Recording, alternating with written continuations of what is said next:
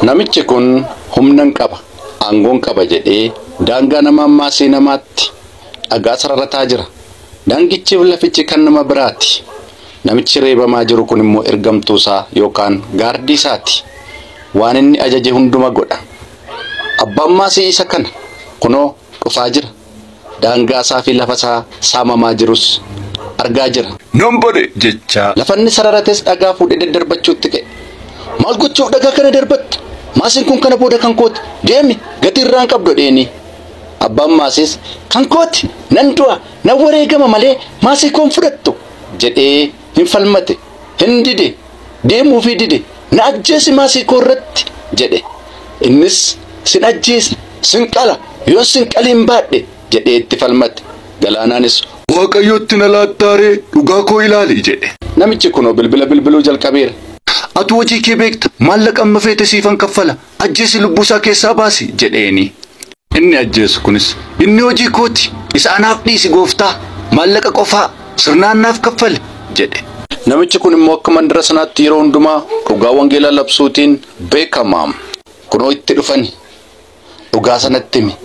Isa jireenya ta'e isa sin fayyisu Yesuusin fudhadhaa jedhe. Namichi quufaan kunis waan fudhuuf waan annisu situ natti himaa maal si galche jedhee dhiitee daddarbatee bira darbee qajeele nama waaqaaf lafan sodaanne kan. Abbaan maasii kun har'as maasii isaa ilaallachuuf bosona kana keessa deemaa jira.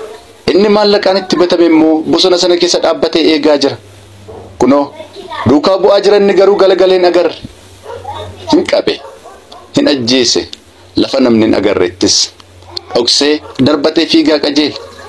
Oduu gammachiisaa qabadheen dhufe kunoo ajjeeseere. Hissee ajjeestee dhuftee jedhee gammadee maallaqatti kenne. Ammas shira wayii xaxe.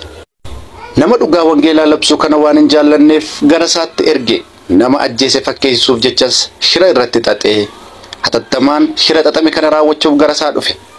Dhufees nama wangeela fudhatu fakkaate kiisii isaa seenee waraqaa eenyummaa fuudhe. Waraqaa eenyummaa fuudhe kanas baatee fiigee battaluma kana namicha kana biratti gate. Kan ajjeese abbaa waraqaa eenyummaa kanaati jechuudha. Dhugaa kana dhoksuuf ammas fiigee qaama seeraatti dheeruu kenne. Isaanitti simee namni du'ee bosona kana keessa jira jedhee dhaqee lafa sanatti agarsiise. Hin iyyeen maraate dursee ofiisaa iyyi.